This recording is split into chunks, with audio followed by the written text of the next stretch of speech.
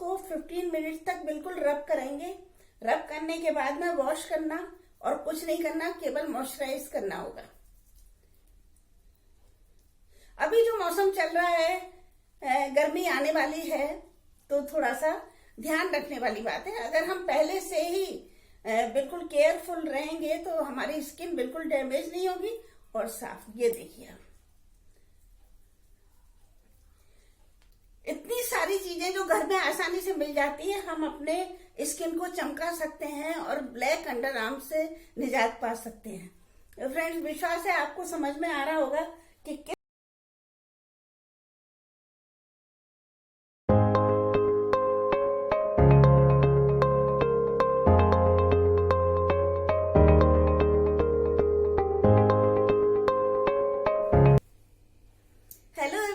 Welcome my channel Ashish Saxena. कैसे हैं आप लोग? आज हम आपके साथ शेयर करेंगे, हमारे कुछ फ्रेंड्स की प्रॉब्लम है और उनका कहना है कि किस कारण से हमारे इतने अंडर आर्म्स की स्किन ब्लैक है और बहुत ज्यादा इरिटेशन होता है, स्लीवलेस पहनने में भी शर्म आती है।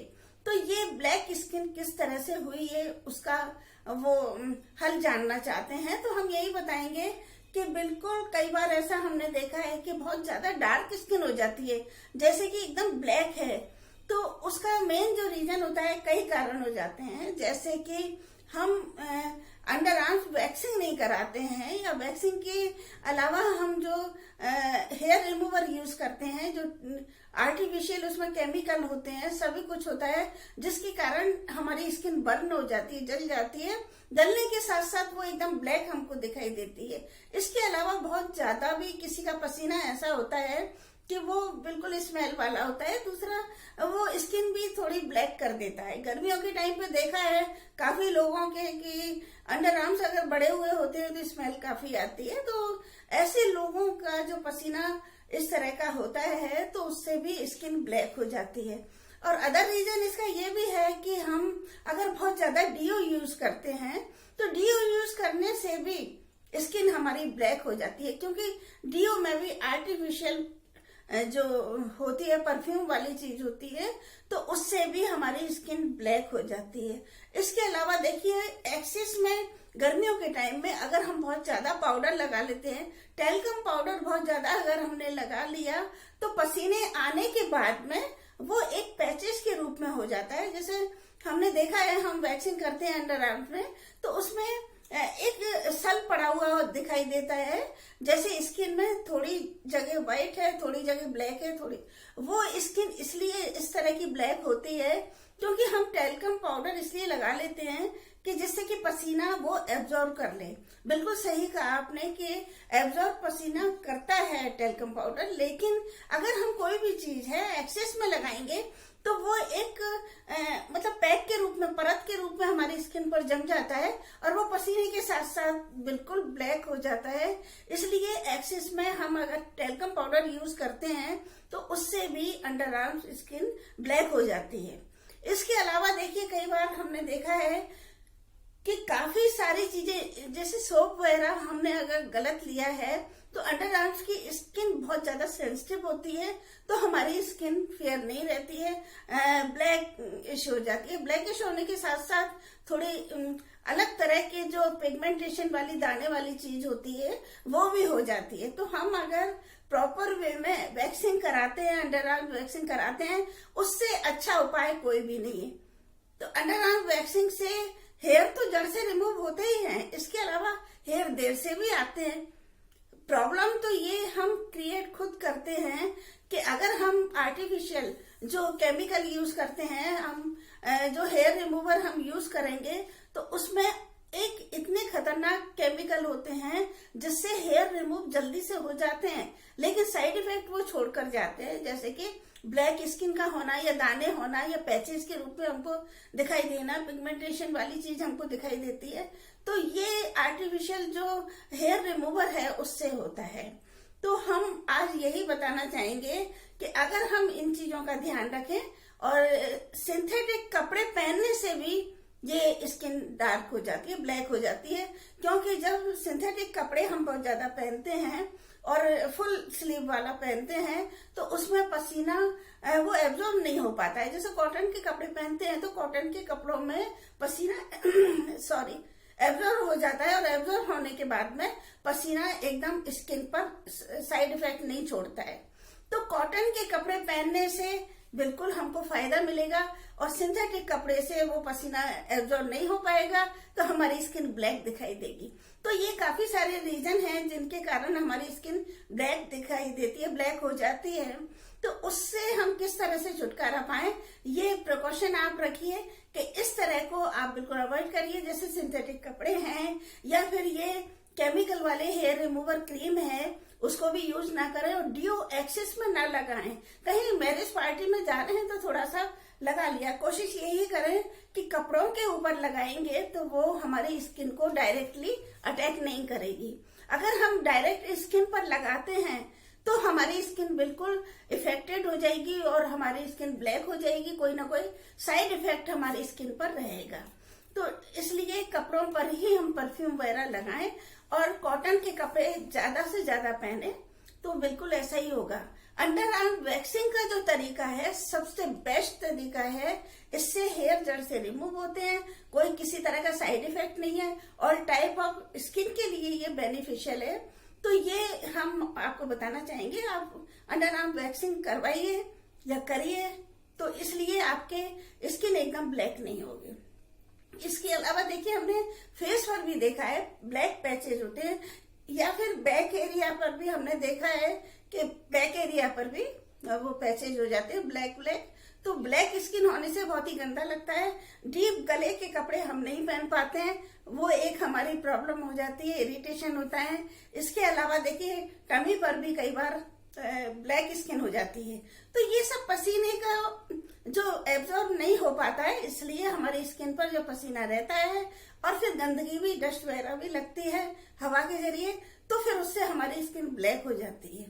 तो इन चीजों का हम ध्यान रखते हुए अगर हम फॉलो करेंगे तो फिर बिल्कुल भी हमारी स्किन ब्लैक नहीं होगी और फेयरनेस की तरफ डाइवर्ट होगी। अंडर आर्म वैक्सिंग का सबसे बेस्ट इलाज ये है कि हम अंडर आर्म वैक्सिंग कराएं।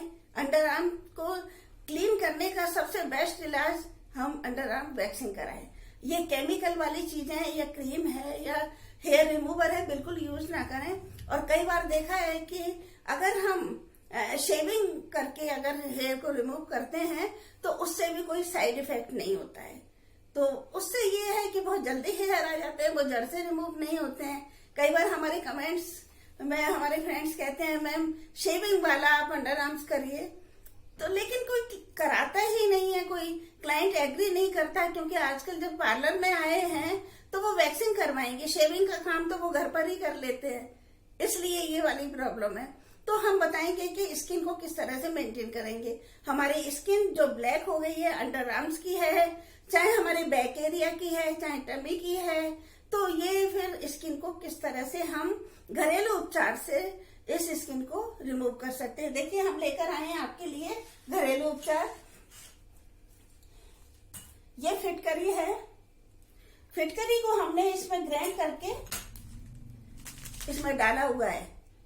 आप अगर स्टोर कर सकते हैं तो थोड़ा सा फिटकरी को ग्राइंड कर लीजिए, मिक्सी में ग्राइंड हो जाती है। और फिटकरी के अलावा देखिए, ये दही है, दही, और ये नींबू है। नींबू के अलावा ये टर्मरिक है, हल्दी है। और आप ये ध्यान रखें कि हल्दी मसाले वाली ना हो तो ज्यादा बेटर है। अगर वैसी हल्दी होती है, आमा हल्दी जिसको बोलते हैं, वो होती है तो बहुत ज्यादा अच्छी रहती है। तो ये चीजें हैं जिनकी सहायता से हम बताएंगे कि किस तरह से हमारे अंडर आर्म्स जो ब्लैक हो गए हैं, या हमारे बैक एरिया पर ब्लैकनेस आ गई है, या टमी पर, तो उसको किस तरह से रिमूव करें, या घुटनों पर, कोहनी पर, ये सारे कुछ इस तरह के एरियाज हैं जिस पर ब्लैकनेस बहुत जल्दी आ जाती है। तो ये हम बताएंगे आपको। देखिए, सबसे पहले हमने ये हल्दी ली है, और ये आप देख रहे हैं कि बिल्कुल हाफ स्पून से भी कम है ये। इसके बाद में फिर हम फिटकरी इसमें डालेंगे। फिटकरी का अंदाजा ये बहुत छोटी सी स्पून है, 1 स्पून हमने लिया है। 1 स्पून हमने फिटकरी डाली। देखिए हल्दी एंटीबायोटिक होती है, हमारे स्किन को सबसे ज्यादा मेडिकेटेड जो पहुंचाने का काम होता है, मेडिकेटेड हल्दी होने के कारण ये औषधि में भी काम में ले जाती है। या फिर स्किन की जो प्रॉब्लम होती है उसमें भी हल्दी को हम यूज करते हैं, जैसे कि उपटन वगैरह से भी इसके हल्दी से फेशियल हेयर भी रिमूव होते हैं। इसके अलावा देखिए फेयरनेस स्किन पर आती है, एक स्किन ग्लो करने का काम हल्दी से होता है। एंटीबायोटिक होती है, कोई साइड इफेक्ट नहीं होता है। और यहाँ तक कि देखिए ये कील मुहासे और ऑयली स्किन वालों के लिए हल्दी बेस्ट है, और ये हमारे ऑयल को बिल्कुल बैलेंस बनाती है, एब्जॉर्ब करती है। हल्दी का ये काम है। इसके अलावा फिटकरी का काम हम बताते हैं आपको। फिटकरी में सबसे बड़ा गुण होता है फेयरनेस लाना, एकदम स्किन को क्लीन करना, फेयर करना। आप देखिए एक आलू को लीजिए, आप आलू को आप पानी में डाल दीजिए छीलकर, और छीलने के बाद में कुछ स्लाइस वगैरह कर दीजिए, या फिर साबुत भी आप डाल सकते हैं। आपको अगर टेस्ट करना है तो मैं बताती हूँ कि उस पानी में हम 1 स्पून फिटकरी डाल देंगे। आप देखेंगे कि आलू बिल्कुल फेयर हो गया है। आप 2 घंटे बाद 1 घंटे बाद देखेंगे बिल्कुल आलू एकदम साफ हो गया है। तो ये क्षमता फिटकरी में सबसे ज्यादा होती है। और एंटीबायोटिक तो होती है फिटकरी। काफी पहले के लोग शेविंग के टाइम भी फिटकरी का ही यूज करते थे। ये डिटॉल वगैरह इतना यूज नहीं करते थे, केवल जेंट्स लोग शेविंग के बाद में फिटकरी को लगा लेते थे। एंटीबायोटिक के रूप में हमारे सामने ये फिटकरी भी आती है डिटॉल के साथ साथ। अब हम लेते हैं ये दही। दही इसमें हमने ये देखिए पोर्शन के हिसाब से लेंगे, क्योंकि हमको केवल आपको बताना है कि किस तरह से इसका ये काम है। ये हमने लिया है, ½ स्पून दही लिया है, और इनको हम अच्छे से मिक्स करेंगे। इसका पेस्ट हो गया एक ये। अगर सांवला कलर है तो उस पर भी हम 15 मिनट के लिए ये फेस पैक लगा सकते हैं, फेयरनेस लाने के लिए। अगर ऑयली स्किन है तो उसके लिए भी बहुत ज्यादा यूजफुल है। ये देखिए इस तरह का पेस्ट ये हल्दी का बना है, और बहुत ही कोई मुश्किल काम नहीं है। घर में सभी चीज मिल जाती है, दही भी मिल जाता है, हल्दी भी मिल जाती है, फिटकरी भी मिल जाती है, और इसके अलावा नींबू भी मिल जाता है। देखिए ये लेने के बाद देखिए हम सबसे पहले जहां अभी हम अपने हैंड पर करके बताते हैं आपको कि इसके रिजल्ट कैसे हैं। हम इस कोहनी के पोर्शन पर आपको करके बताएंगे।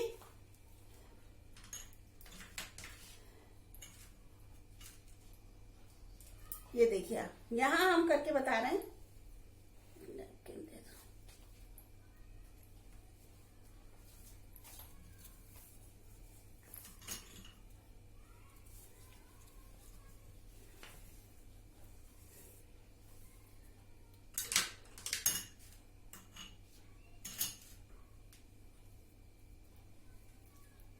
ये देखिए इस तरह से हम लगाकर 5 मिनट तक छोड़ देंगे।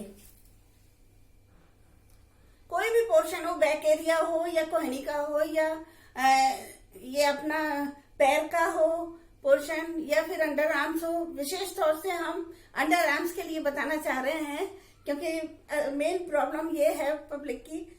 तो फिर अभी अंडर आर्म्स पर तो हम नहीं बता सकते किसी के, तो इसलिए हम आपको अपने हैंड पर बता रहे हैं। ये हमने एक तरह से पैक लगा लिया। उसके बाद में देखिए नींबू है।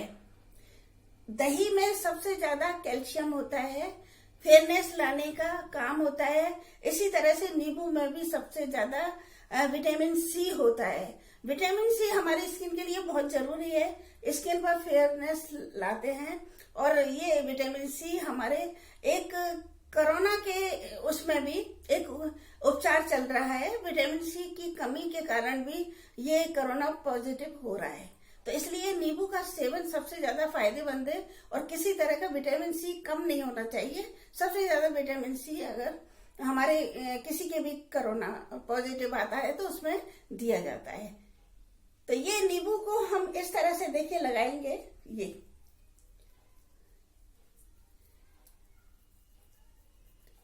कहीं भी आपके अगर कहीं भी डार्क स्पॉट्स हैं, डार्कनेस स्किन पर है, तो आप इसको 15 मिनट तक बिल्कुल रब करेंगे। रब करने के बाद में वॉश करना और कुछ नहीं करना, केवल मॉइस्चराइज करना होगा। अभी जो मौसम चल रहा है, गर्मी आने वाली है, तो थोड़ा सा ध्यान रखने वाली बात है। अगर हम पहले से ही बिल्कुल केयरफुल रहेंगे तो हमारी स्किन बिल्कुल डैमेज नहीं होगी और साफ। ये देखिए आप,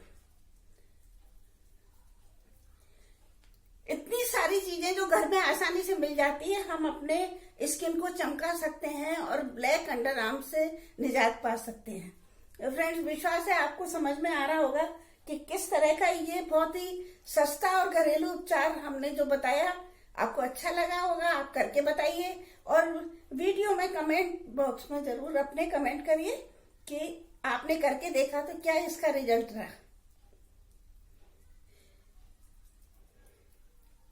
अभी हमने हैंड टू हैंड करके बताया है।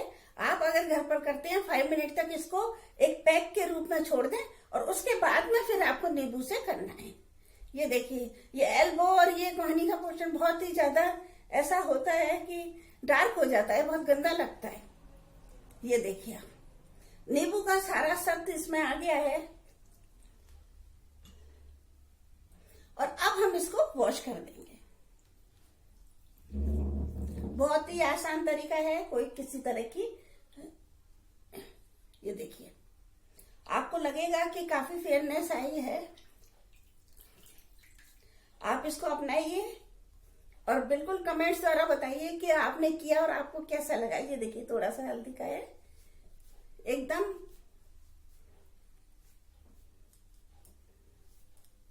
ये देखिए,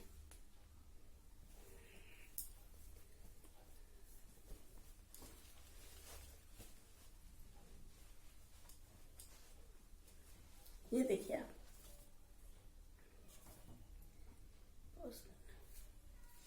इस तरह से फेयरनेस आई है। ये हम थोड़ा सा मॉइस्चराइजर लगा रहे हैं और घर पर आप कर रहे हैं, मॉइस्चराइजर नहीं है तो कोई बात नहीं, आप कच्चा दूध या मलाई भी लगा सकते हैं। ये देखिए, इस तरह से थोड़ी सी मसाज हम देंगे। अब देखिए आपको कैसा लग रहा है। तो ये उपचार करिए और हमको बताइए कि कैसा लगा आपको हमारा वीडियो। अगर हमारा वीडियो आपको पसंद आता है तो प्लीज लाइक एंड शेयर करना बिल्कुल नहीं भूलिएगा और कमेंट्स के जरूर बताइए कि कैसा लगा। और अभी तक आपने सब्सक्राइब नहीं किया है तो प्लीज जल्दी से सब्सक्राइब कर दीजिए, जिससे कि हमारे वीडियो की नोटिफिकेशन आप तक पहुंच सके, आप हमारे वीडियो का लाभ उठा सकें। तो नेक्स्ट वीडियो में बहुत जल्दी मिलते हैं, तब तक के लिए आपसे विदा लेते हैं। बहुत बहुत धन्यवाद। Okay, bye, thank you.